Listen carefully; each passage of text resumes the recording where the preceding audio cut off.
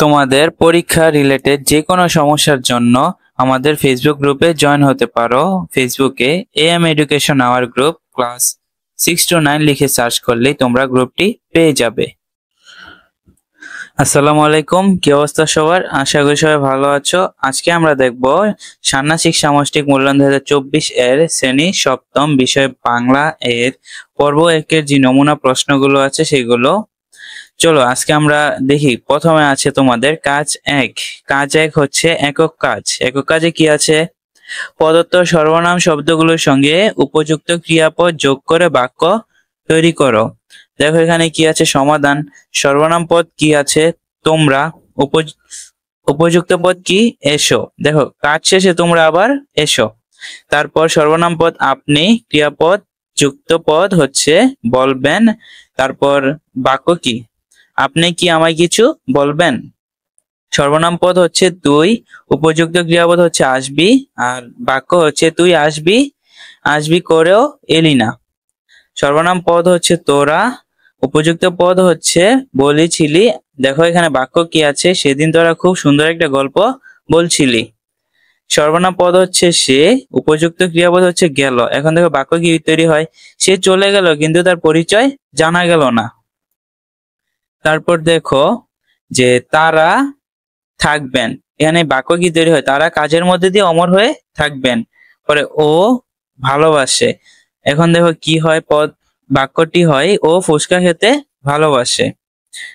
পরে দেখো তোমাদের কাজ 2 হচ্ছে গিয়া দলীয় কাজ। দেখো দলীয় কাজটা কি হতে পারে? সর্বনাম ক্রিয়া দিয়ে বাক্য তৈরি করো। ক নাম্বারে কি আছে? দেখো সমাধান। ক নাম্বার আছে তুমি মাছ ধরো, আপনি মাছ ধরেন, তুই মাছ ধরিস, সে মাছ ধরে, তিনি মাছ ধরেন।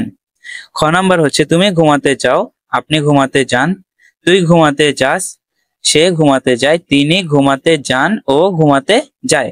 গ নাম্বার হচ্ছে তোমরা খেতে বসো, আপনারা খেতে বসেন, তোরা খেতে বস, তারা খেতে বসে, তারা খেতে বসেন, ওরা খেতে বসে। তারপর গ নাম্বার হচ্ছে আমাকে সফল হতে হবে, আপনাকে সফল হতে হবে, তোকে সফল হতে হবে, তাকে সফল হতে হবে, তাকে সফল হতে হবে, ওকে সফল হতে হবে। ও নাম্বার হচ্ছে তোমাদের এলাকায় ঘুরতে যাব, আপনাদের এলাকায় ঘুরতে যাব, তোদের এলাকায় ঘুরতে যাব, তাদের এলাকায় ঘুরতে যাব, তারপর তাদের এলাকায় ঘুরতে যাব, ওদের এলাকায় ঘুরতে যাব। এই ছিল তোমাদের 2 নাম্বার দলীয় কাজ। এখন আসি তোমাদের 3 নাম্বার যেই কাজটা আছে সেটা হচ্ছে একক কাজ। একটি ছকের মাধ্যমে উদাহরণ সহ সর্বনাম অনুযায়ী ক্রিয়াপদের রূপভেদ দেখাও। দেখো এখানে কি আছে? তুমি, তোমরা করো, আপনি আপনারা করুন, তুই তোরা করিস। তুমি অথবা তোমরা করছো, আপনি অথবা আপনারা করছেন, তুই অথবা তোরা করছিস। তুমি অথবা তোমরা করেছো, আপনি অথবা আপনারা করেছেন, তুই অথবা তোরা করেছিস। তুমি অথবা তোমরা করতে, আপনি অথবা আপনারা করতেন, তুই অথবা তোরা করতিস।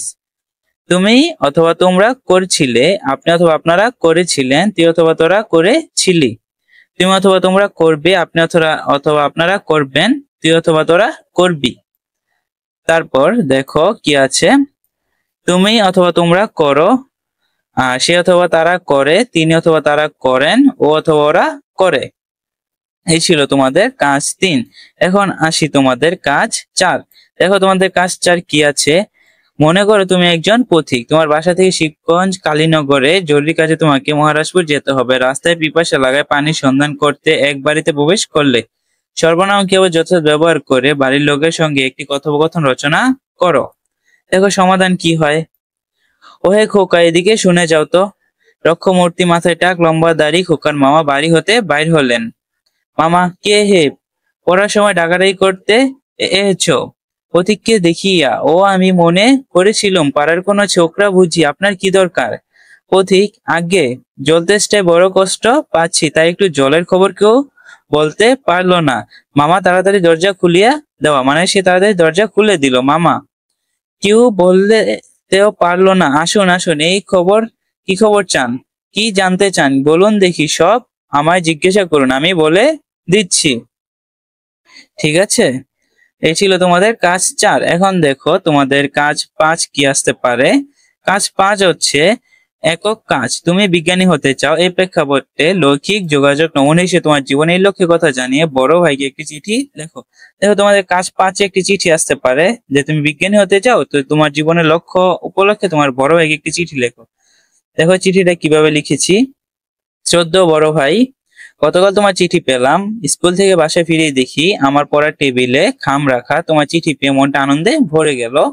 নিশ্চয়ই খুব ভালো আছো। তুমি আমার জীবনের লক্ষ্য সম্পর্কে জানতে চেয়েছো। জীবনের লক্ষ্য নিয়ে আমি এর আগে কখনো ভাবিনি, কিন্তু জীবন জীবিকা ক্লাসে স্যার বলেছিলেন লক্ষ্য না থাকলে জীবনে সাফল্য আসে না। লক্ষ্যহীন নাবিক সাগরে কেবল ঘুরপাক খায়, নির্দিষ্ট জায়গায় পৌঁছাতে পারে না। স্যারের কথাটা আমার খুব ভালো লেগেছে, তাই আমি জীবনের একটা লক্ষ্যের কথা ভাবছি।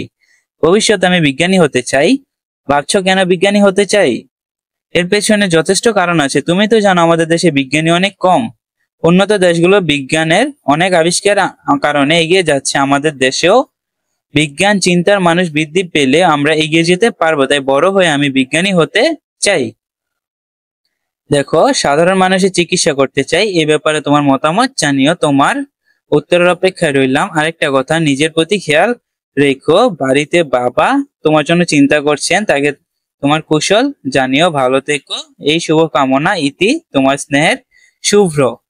তারপর দেখো এখানে একটি খাম দিয়েছি আমি, এই প্রেরক শুভ্র খান, স্টেশন রোড। তোমরা একটা খাম আইকা নিবা যদি তোমাদের পরীক্ষা আসে। প্রেরক মান্নান খান, আনন্দ বিলা, গুলশান। ঠিক আছে, আশা করি এ পর্যন্ত ভিডিওটা তোমরা সম্পূর্ণ দেখেছো এবং বুঝতে পারছো। যদি কোথাও বুঝতে অসুবিধা হয় তাহলে অবশ্যই কমেন্টে জানাও।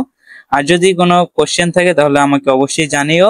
ঠিক আছে, আর পর্ব 2 খুব তাড়াতাড়ি আসবে, তোমরা অপেক্ষায় থাকো। আজকে এ পর্যন্ত ছিল। আল্লাহ হাফেজ।